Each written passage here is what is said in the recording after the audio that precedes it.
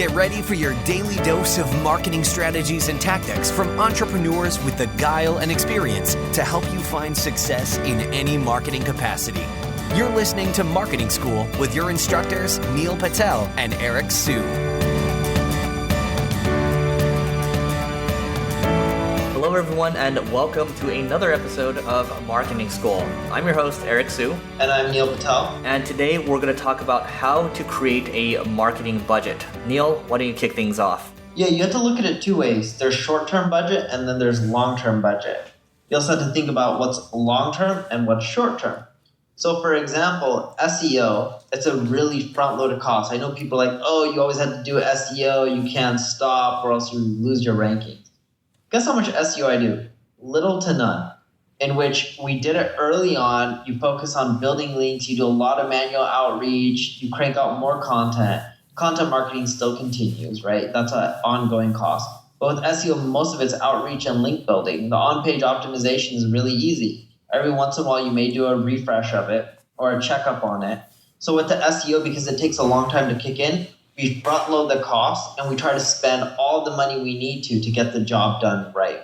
Then the rest of the budget, we plan out into monthly phases. Social media, if it's related to ad buys or anything related to ad buys, you can do on a monthly basis and just look at the ROI. Because if it's cash flow positive, you just spend as much as you can. You don't ever plan that out in a budget. I think it's stupid when people do.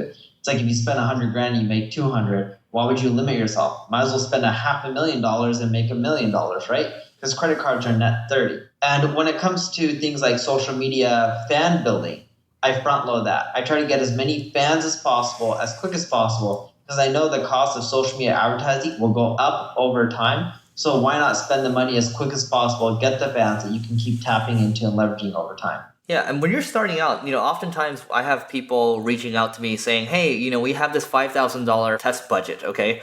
And like Neil mentioned, that's not exactly how it works when it comes to advertising, because if you have something that's working, you're going to go all in. So what you're really looking for when you're spending money on any type of advertising at all is you're looking for initial traction and to figure out if you can really go all in on it. It's not just you're going to stop arbitrarily at $5,000. So just keep that in mind. If your company is setting these arbitrary $5,000 budget numbers, where is it coming out of? It's probably coming out of a really random place. Just keep that in mind. And in some cases, if you're starting out, if you're starting fresh, we're talking just literally ground zero, your marketing budget might be 15% of your revenues. That's kind of the baseline of where you might start at. But keep in mind, this is going to flip. Once you start to see something working, go all in on it. And then the thing is, let's say you're trying multiple initiatives at once.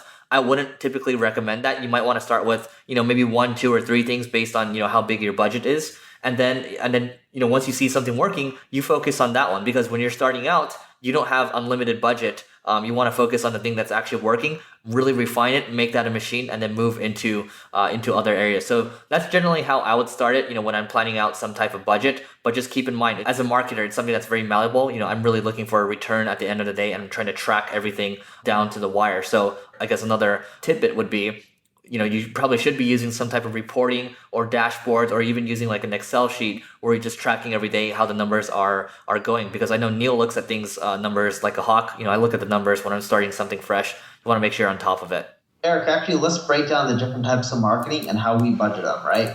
So SEO, as you talked about, we front load the cost. Social media fan building, we front load the cost. Advertising, I think you're in the same boat. As long as it's cash flow positive, we spend as much money as possible because we know that we're making it back. CRO, we don't do until we're getting at least on mine, I don't do any CRO unless I'm getting at least a few hundred leads or conversions a month. I'm at 10,000 visits. CRO budget. Mm-hmm. But until that point, I just focus on pure traffic generation, because if you don't have enough traffic, the CRO tests are useless. And usually if you're starting out, you don't need to do any CRO until like a year. What other budgets do you plan out, Eric?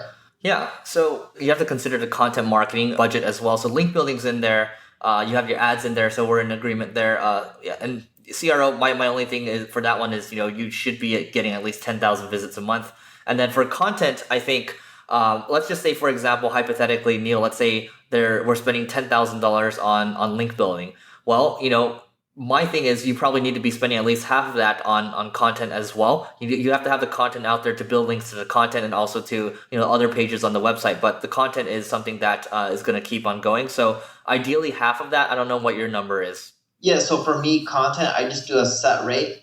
I don't think you can do content marketing right unless you're willing to spend at least $10,000 a month. If you have the skills yourself, then you don't need to spend much money at all. But most people, you're going to have to spend at least $10,000 a month.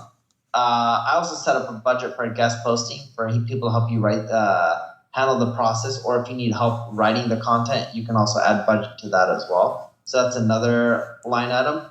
Tools, how do you budget tools? Yeah, tools for me, I'll just say for us as an agency right now, so we spend about, I think we spend about $2,500 on tools a month right now. And these are all marketing tools. And this is something where I've looked at with my partner and we say, okay, we try to look at it every couple months or so and say, okay, what can we actually cut here?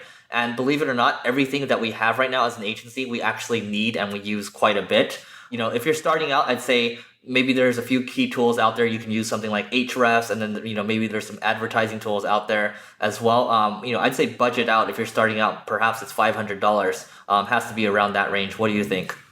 Yeah, no, that sounds about right. But yeah, speaking of everything, right? And monthly, or are you saying yearly?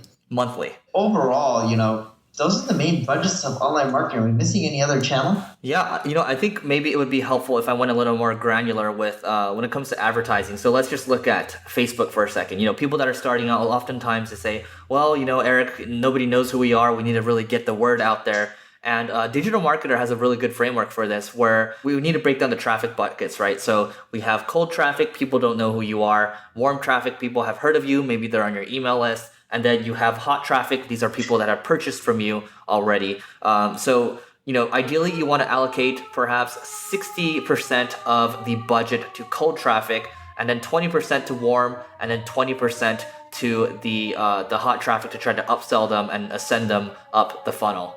Yeah, that pretty much works out really well. And if you follow the rules that Eric and I are saying with your marketing or your marketing budget overall, you won't lose too much money. And that's the key when you're starting off. You don't want to just dump in too much cash and be like, whoa, I didn't make anything. And also keep in mind with a lot of these strategies like SEO and content marketing, it takes 6 months to a year to see some results. Love it. Okay, that's it for this episode of Marketing School. And by the way, we have had people emailing us with topic ideas. So if you have topic ideas, just feel free to tweet at us or email us, and we'll cover your ideas. So see you in tomorrow's episode of Marketing School. This session of Marketing School has come to a close. Be sure to subscribe for more daily marketing strategies and tactics to help you find the success you've always dreamed of. And don't forget to rate and review so we can continue to bring you the best daily content possible. We'll see you in class tomorrow, right here on Marketing School.